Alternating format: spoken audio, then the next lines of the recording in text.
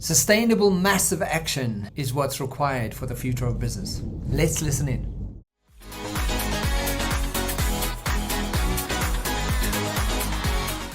Good afternoon and welcome to the Lunchtime Series with me, Britz, leading the charge with insights, information, and ultimately effective results. Joining me today is Leadership and Coaching segment. He's an author, speaker, sales specialist, and he helps leaders and leadership and sales teams beat their goals by creating sustainable and profitable sales growth with managing partner from Be More Effective, Bob Hayward. How are you doing, Bob? I'm very good, thank you. Coming to you from the UK. It's been nice and cold and snowy over here in the last few days. It's really good to be with you today. Thank you very much for the invite, Kevin. Absolutely.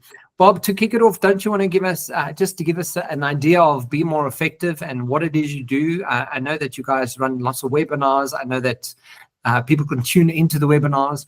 But I mean, besides the webinars, there's a lot of work that you do. So just give us a bit of background of you. And I mean, you have been here before, but for those who haven't heard you yet, I'd love to share that with people. For sure, that's kind of you. Thank you. We work mainly with ambitious leaders who are frustrated with slow growth or low levels of employee engagement. They've not got to the hearts and minds of the people in the way that they desire, or they're struggling to retain or attract the real A players that they want to help grow their business. Because, you know, it's teams that make a business grow. So we work in that space where we're trying to find the ways to retain and develop and attract the A players, and then get them fully aligned, get them fully engaged, upskill them, and enable the business to grow. So we work with big companies and small. So there's lots of company names you'd recognize from the BMWs and the Unilevers, etc., and lots of companies most people wouldn't know unless you're in that niche. So I enjoy working particularly with business owners, entrepreneurs who started the business and are trying to get it to 50 million or 30 million or 100 million. That's exciting space. So that's the main thing we do. I would say executive coaching, training and development, and some help with selecting the A players on the recruitment side. So Bob, I mean, I'm so glad that you could be back with us. I remember the last time you were here, we had a really fun time online. In terms of the fact that we are winding down, we are coming to the end of 2024. As we approach the new year, what are some of the key trends that businesses should be paying attention to in order to remain competitive? It's true that we're in that phase where I think we're getting another technology curve. We're getting another lump of technology change, and that's going to force some more innovation. It's true that COVID is still having an impact. So whether we talk about AI or blockchain or remote working, we're still learning to adapt to a more flexible working situation so that a business can be productive whilst its employees operate in a slightly different way than it's done in the past. So I think we're still seeing that. It's not settled down yet. I'm seeing people beginning to use AI to support the development of whatever they're involved with, be that as simple as taking minutes on a Teams call or a Zoom call and extracting the actions from it, to researching markets that they could dig into, or helping them write copy for a marketing program, or putting some questions into Chat GP to try and answer objections that they're getting from clients. So I think technology and the innovation around the digital experience has got to evolve yet, and we're at risk if we do not engage with it, because we're going to just be dragged along kicking and screaming. We're far better off shaping our own future by being involved with it as much as we can. That said, you've still got the fundamentals that if you want to grow a business, you've got to accelerate the development of the people, because if you want the business to grow, the people have got to grow first. So they have to be both technically smart and emotionally smart. They may be job smart, but are they technology smart? Are they emotionally smart? And upskilling people in those areas will enable the company to better position themselves. Those are going to be key fundamental business strategies going forward. for sure, customer experience and customer delight and high net promoter scores is hugely important. But how are you going to do that when people are expecting a better and better experience all the time? So we have to continue to innovate with the way that we deal and interact with customers. Those are the two big sides of any business coin, I would say. Just listening to that, I think upskilling people should be, at the forefront of that. And how much do you think mindset of business owners and leaders environments should be really enabling mindset, not only for themselves, but also for, what the future potentially is holding for them? I think it all starts between our own ears. It is true. Our own mindset towards life, towards business, towards people. That's almost the beginning of end of everything. I'd say to any salesperson that the sale is made between your ears, not between the prospect's ears. And I think we've most businesses have been through some hard knocks in the last few years, and it's sometimes then difficult to allow those knocks to help us learn lessons. We often see the challenges we go through and the challenges we're facing as obstacles and problems. And of course, that growth mindset sees them as lessons and sees them as ways to intentionally grow. So I think if people approach, they're concerned about remote working. I have plenty of clients who are very reluctant to see people work remotely, and their mindset is that they won't get as much productivity out of those people because they're not physically present, when all the research at the moment does not establish that as the truth. We don't really have a lot of evidence to say that productivity is greater in home working, but we don't have any evidence which says that it's worse. And yet there's quite a few people who are still very reluctant to let people work in a far more flexible way. I think there's still, in mindset terms, a lot of suspicion around AI and what it can and can't do. We're never going to know unless we experiment with it. If we want to get ahead, we can't just keep doing what we've already done before. That's not an intentional growth strategy. If we set goals to grow the business, we have to set goals to intentionally grow the people. That starts with education, because if you want to shift mindset, it's knowledge and insights that shift mindset. It's knowledge and insights and discussions amongst our peers and amongst our seniors which shifts mindsets. You can't put people on a training program and shift their attitude. We can help educate them. We can help debate things with them. We need to get people in a place, I think, wherever you are in the business, where everyone can embrace intentional growth, intentional experimentation with new ways of working, with new models to service our staff, which is the most important in a business. Staff or customers. Staff win hands down. So the leaders of the business have got to intentionally grow the staff. They've got to intentionally build the experience of working in a physical environment and in a digital environment. We've got to learn to do both now, and that's a big stretch. Hopefully that's a bit of an answer, Kevin. As you're speaking through it, I'm just making notes around the reluctance that a lot of organizations might have around remote work. Does that give us an indication of a cultural problem? Is there something in the culture that is not foundationally sound? I think it gets more fascinating when you've got a number of different generations at work, because whether we like it or not, some of our mindset, some of our attitudes, some of the things that are custom and practice to us as individuals, come from the way we were brought up, the way we grew up, what work was like when we first started.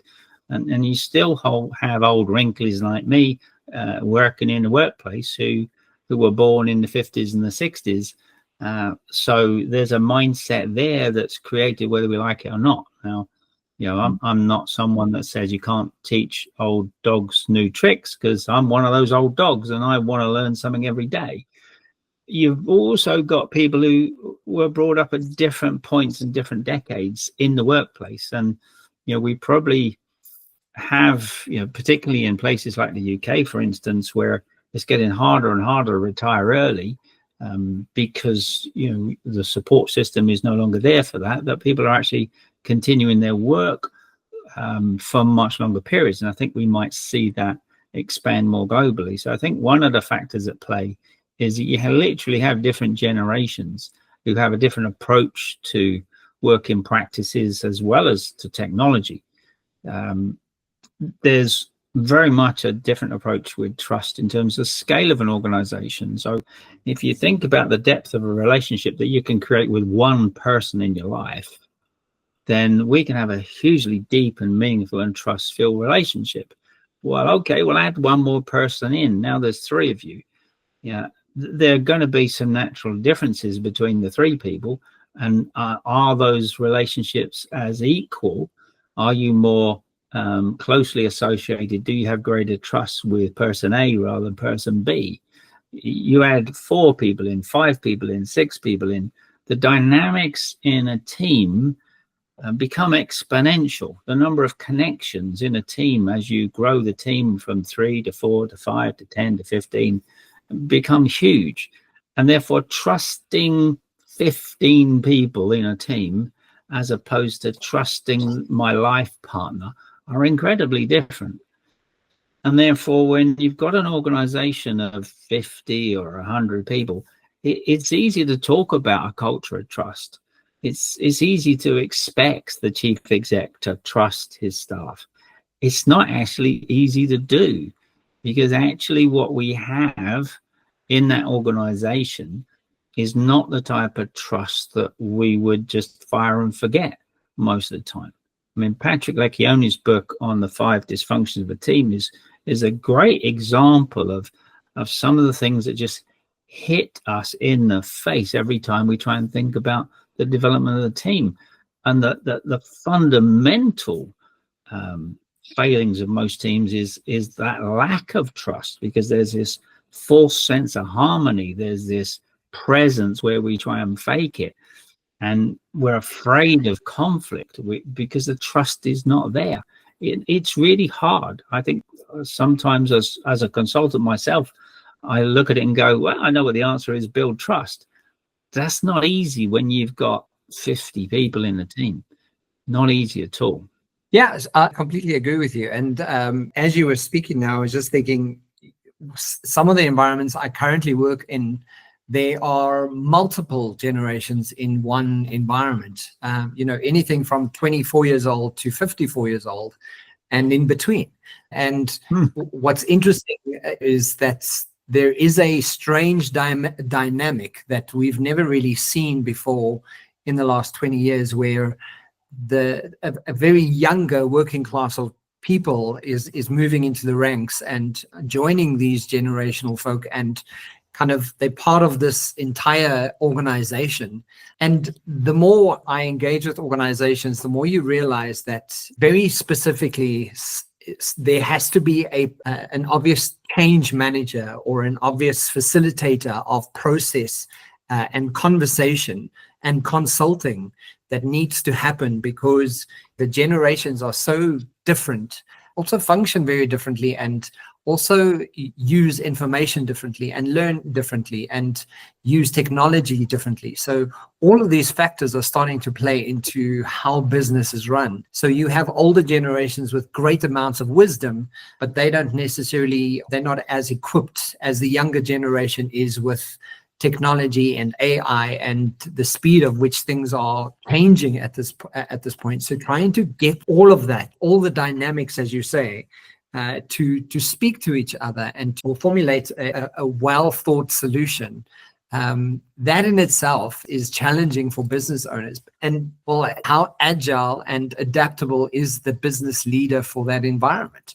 Because that just requires a business leader to be the smartest at being the most agile at any given moment, to adapt to the generation, to the dynamic, and to leading a successful growing organization. Yeah, and you've got some fascinating dimensions going on. All that complexity and diversity, and at the same time, we know we need to build trust.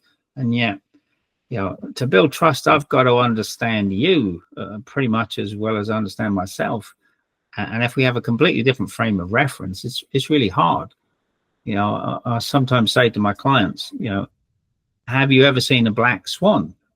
And a lot of people say no. It's like, well, if you've never seen a black swan, do they actually exist? Okay, well, I think I've seen a picture of one. And that's the kind of thing, Chris Voss, who wrote the book Never Split the Difference, I think his organization is called Black Swan for that very reason, that unless people can conceptualize what you're talking about, then it's very tough. I was talking to a chief exec earlier on this week who's trying to step back from his business and allow younger people to step forward and run it. And he's trying to encourage a couple of his other directors to do the same. And that's really hard. It's hard to step back from something you created that's your baby and recognize that you've got to grow other people to take those roles and responsibilities over. You add a new dimension to what we've talked about in terms of diversity and trust. Now you're trying to build in succession planning to get an operation to survive beyond one generation, and it gets even more complex. There's a great book called Legacy on the New Zealand rugby team. I don't know if you've ever read that. And you think of the New Zealand All Blacks. I mean, the New Zealand All Blacks have dominated world rugby for decades. That is not one coach. That is not one set of players. It has to be hardwired culture, which enables that to still flourish 80, 90 years after they started to take on the world. I mean, New Zealand's not a big country, right? There's more people that live in South Africa. There's more people that live in the UK than live in New Zealand. So why do they dominate? And Legacy talks about the culture that's been created. So culture will kill a strategy, and it's the thing that alongside developing the people and recruiting the A players, it's the other thing that the leaders of the business have got to work on. They've got to shift the culture of the business, and it has to, in my opinion, shift more towards trust, more towards diversity, more towards modern technology, whatever's coming up. We talk about AI at the moment. There'll be something along in the next couple of years, I'm sure. But if we're not leading the charge, then we're getting dragged along.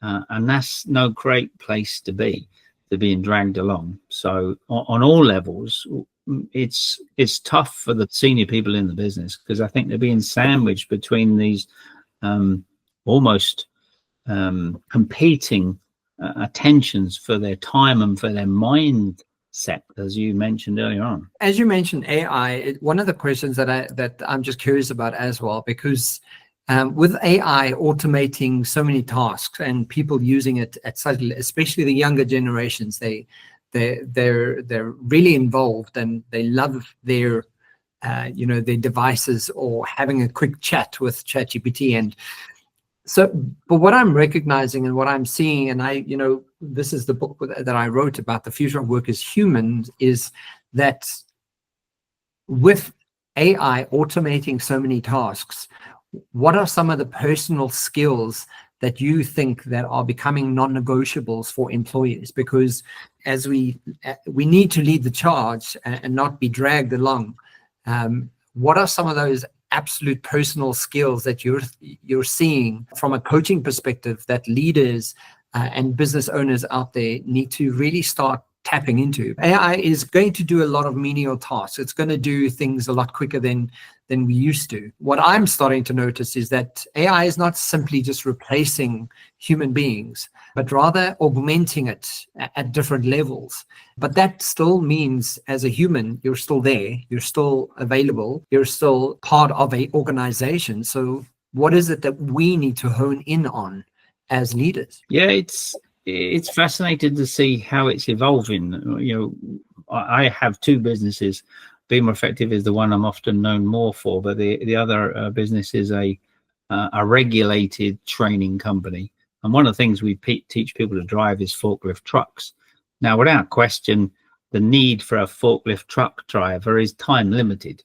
It is not beyond the wit of some technology and some AI to take care of that truck. You know, it's beginning to take care of the way we drive our cars, our buses, trains. So, you know, there's lots of things that's coming in that direction.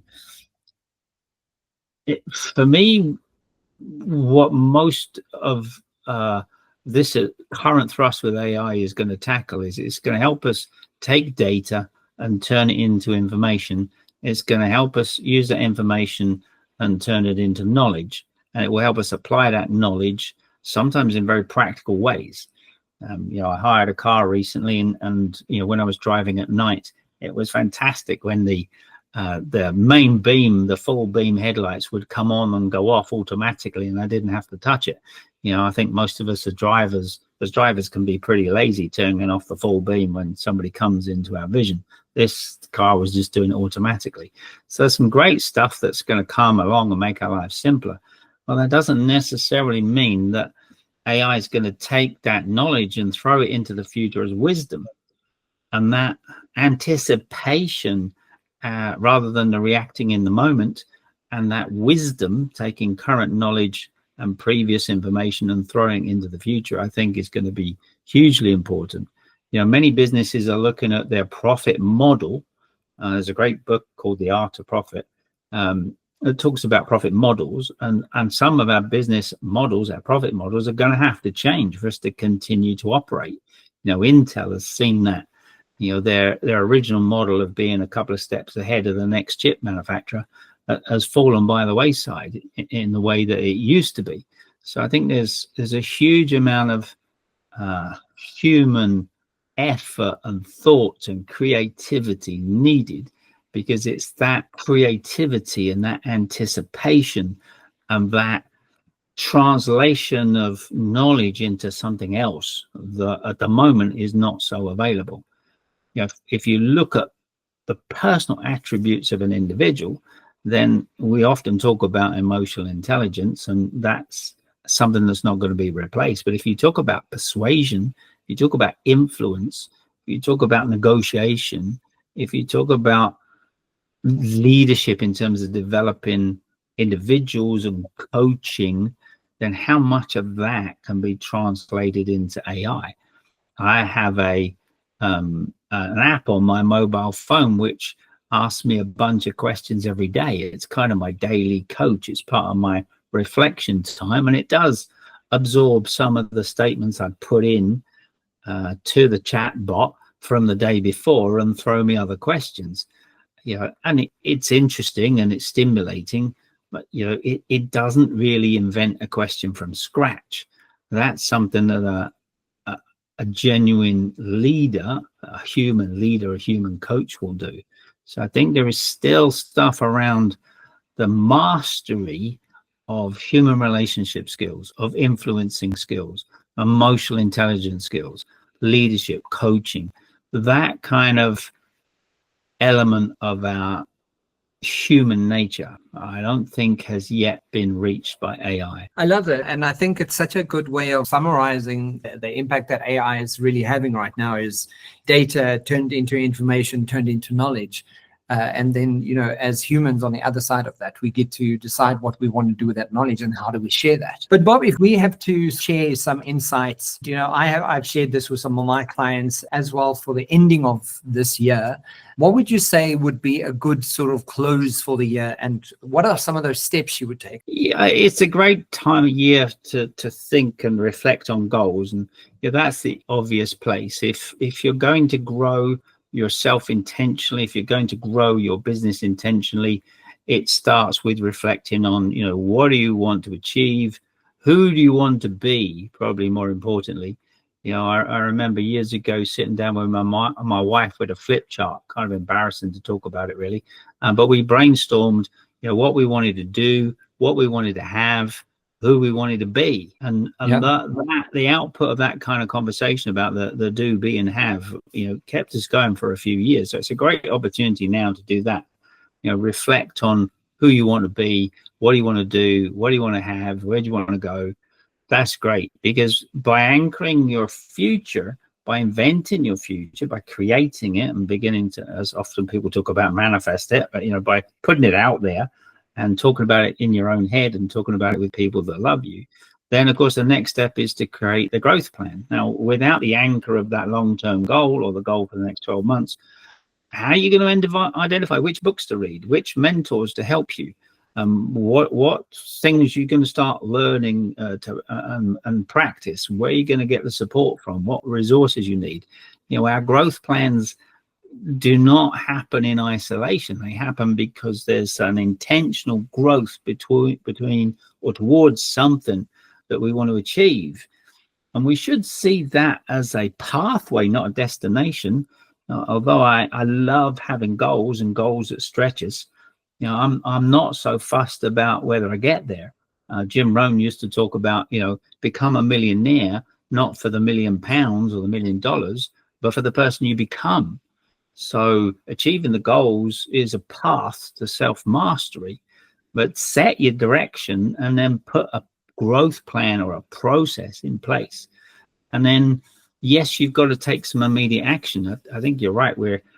For me, one of the things I learned when I ran from Land's End to John O'Groats. So in 2001, Nick Baldock and we ran basically a marathon a day and ran from Land's End to John O'Groats. We took 3 days off and we had a couple of shorter runs. So we got there in 40 days, but that was 33 marathons and 3 shorter runs and a few days off.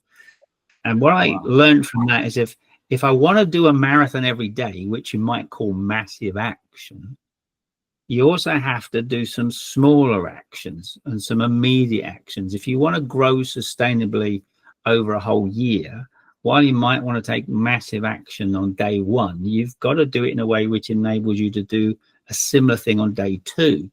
So when we ran the first day, we ran the first half of that day. And we would normally stop after a kind of half marathon and have some lunch or some breakfast or something. So we'd stop at the motorhome that was supporting us and have a cup of tea and some toast and some honey or a banana or something. But we ran that first half marathon too quick. And the second half of that marathon was much harder to run because we ran that first one too quick. And at the end of having run a marathon, and I don't know how many people who've are online at the moment and listening to this podcast who've actually run a marathon, once you've finished the marathon, you just want to lay down. And so we had a quick shower and lay down. But for most people, that's it. They go home back to their normal life. For Nick and I, we were going to run a marathon the next day. So we had to run the first marathon in a way that we could run the next marathon. Okay, you run 2 marathons in a row, day 3, you're going to run another one. And we didn't have a day off until we'd done 8 marathons back to back, day after day after day. That was our first day off. And that kind of prepared us. We didn't then have another day off for 2 weeks. We next had a day off in Perth. So we ran basically from Bristol or Gloucester all the way up the spine of the UK to Perth before we had another day off. And you can only put in sustainable massive action. So I would add one word to your wonderful phrase of massive action: sustainable next action. So I think the 3 takeaways for next year is great. Set really important goals. Do have. Put an action plan in place. Have a good process. Have a growth plan, a personal growth plan. You've got to grow before the business grows. And then put together sustainable massive action. I love that, Bob, and I think I absolutely agree with you. A sustainable massive action is useful because you can't do it once or twice or 3 times and expect miracles. It has to be action that's ongoing and consistency. Bob, thank you so much. I love chatting to you, and I love hearing your insights around business. To end it off, if we want to get hold of you, I know you mentioned 2 companies, so don't you want to share, where we can get a hold of you if anybody is interested when they're listening right now, and where can we chat to you? The easiest place is to find me. BeMoreEffective.com is my main business. That's the one most people will engage with. If you want to look up the other one, it's called keyperformancetraining.co.uk, and also LinkedIn, of course. I am Bob Hayward on LinkedIn. So it's fairly easy to find me on both. BeMoreEffective.com is the main website. So that's the easiest places to go. And it's always an honor and a pleasure to engage with people. Fantastic. Guys, so we will put the links in the description box below. Please remember to like and share, and tune into the Lunchtime series every week, Wednesday and Thursday, for more. From myself and Bob, have a fantastic week. Bob, thank you for joining us, and thanks for some of your wisdom and insights. Absolute pleasure, Kevin. Anytime.